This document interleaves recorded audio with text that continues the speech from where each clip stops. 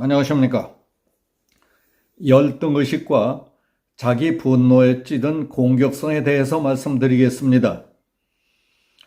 문재인 대통령이 곧 출범할 윤석열 정부에 대해 우리 정부의 성과를 전면적으로 거의 부정하다시피 하는 가운데 출범을 하게 됐기 때문에 더더욱 우리 정부의 성과, 실적, 지표와 비교를 받게 될 것이라며 불편한 심기를 드러냈다는 보도입니다.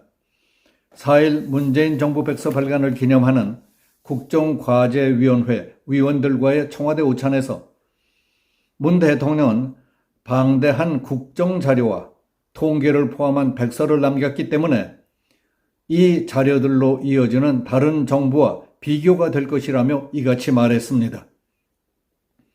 문 대통령의 발언은 대통령직 인수위원회가 전날 발표한 110대 국정과제에 대한 반감을 드러낸 것으로 풀이됩니다.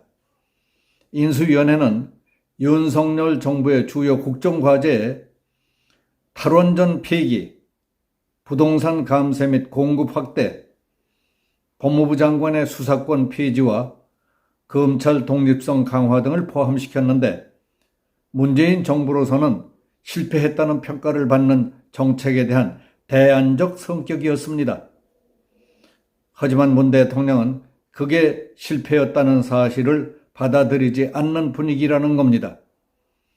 문 대통령은 훗날 시간이 지나면 역사가 알아줄 것이라고 했다는 노무현 전 대통령의 말을 거론하며 지금은 평가받지 못하지만 나중에 시간이 지나면 자신이 옳았다는 게 입증될 것이라고 주장했습니다.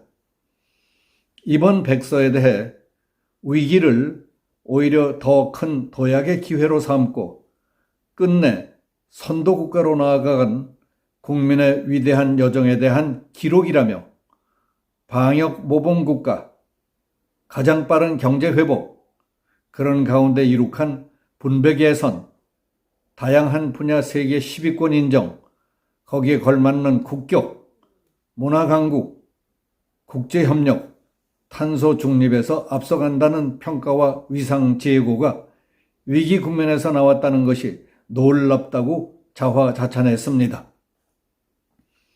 이에 대해 국민의힘 허은하 수석 대변인은 논평을 통해 철저한 정책 실패로 5년 만에 정권을 회수당한 문 대통령의 지침 타령을 보니 아직도 용비 어천가에서 헤어나지 못한 구중 궁궐 속 모습이 눈에 선하다며 2200조 원의 국가부채에 급증한 가계부채, 폭등한 부동산 가격에 이르기까지 무엇 하나 잘한 것을 찾기 힘든 정부의 국정기록이라고 혹평했습니다. 문재인 정권의 유일한 성과는 말만 앞선 세력이 집권하면 나라가 순식간에 망가진다는 사실이라며 문 대통령의 바람대로 국민의힘 정권은 국정백서를 아주 열심히 정독하겠다. 지침이 아닌 반면 교사의 교과서가 될 것이며 백서를 거울 삼아서 문재인 정권과 같아지지 않도록 부단히 노력하겠다고 말했습니다. 권성동 국민의힘 원내대표는 최고위원회에서 지난 5년 동안 문 대통령은 마치 국민을 위하는 것처럼 쇼를 했다. 자랑할 때에는 앞장서고 사과해야 할 때에는 참모 뒤로 숨고 분리할 때에는 침묵했다. 권력이 이처럼 초라해질 수 있다는 것에 비애감마저 느낀다고 했습니다. 문 대통령은 자신의 꿈처럼 결코 잊혀진 대통령이 없을 것이라고 했습니다. 문 대통령과 더불어민주당은 3일 문재인 정권에서 저지른 권력형 대형 비리, 부정부패에 대한 검찰 수사를 완전히 박탈해버리는 검수완박 법안을 정당한 법과 절차를 어겨가며 갖은 꼼수와 야비한 수단을 다 동원해서 어거지로 공포했습니다. 그리고 국민이 선출한 윤석열 차기 대통령 정부가 해야 할 이 일까지 되느니 안 되느니 내 맘에 들지 않느니 하며 사사건건 어깃장을 놓고 목리를 부려왔다는 사실을 세상이 다 알고 있습니다.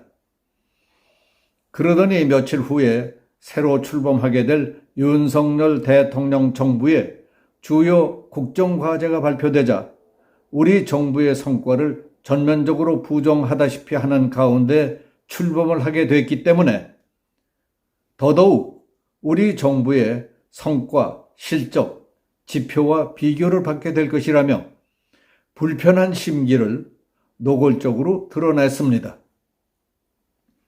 사실 그건 전임 대통령이 불편해하거나 신경 쓸 일이 아니라고 생각합니다. 나라를 죽을 쏘든 말든 대다수 국민이 어떻게 평가를 하든 문 대통령도 재임 기간 동안 나름대로는 최선을 다했을 것 아닙니까? 잘 하려고 최선을 다하는데도 이 지경이 됐는데 어쩌겠습니까? 능력이 안 될 뿐만 아니라 자신은 뭘 잘못했는지도 모르고 병적으로 자화자찬만 하며 후임자가 일도 할 수 없을 정도로 회방만 놓고 있다면 얼마나 딱한 일입니까? 자꾸 사도세자와 뒤주가 생각이 납니다. 더 기막힌 일이 있습니다. 어제 5월 5일 알려진 국회 예산정책처의 2021년 가결 법률의 재정 소요 점검 보고서에 따르면 지난해 국회를 통과한 153개 재정 수반 법안으로 인해서 앞으로 5년 동안 73조 340억 원의 재정 부담이 더 발생하게 될 것으로 분석된다는 보도입니다. 더불어민주당이 과반을 차지한 국회가 지난해 법 개정을 통해 늘린 재정 부담이 연간 14조 6천억 원에 달하는 것으로 밝혀진 것입니다. 문재인 정부와 거대 여당 민주당이 현 정부 임기 막판까지 급증하는 국가 채무를 방치한 채 펑펑 쓰고 떠나면서 새로운 정부와 국민에게 부담을 고스란히 떠넘겼다는 얘기입니다.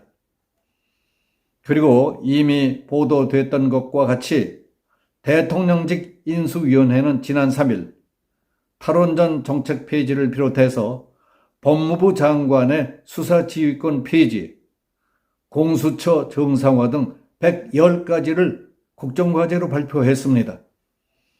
이념이 아닌 국민 상식에 따라서 무엇이 국민을 이롭게 하는지, 어떤 것이 안보, 외교, 국방, 경제를 다시 회복시키고 튼튼히 하는 데 꼭 필요한 것인지, 나라의 기틀을 다지고 다시 도약할 수 있는 충정을 담은 로드맵입니다.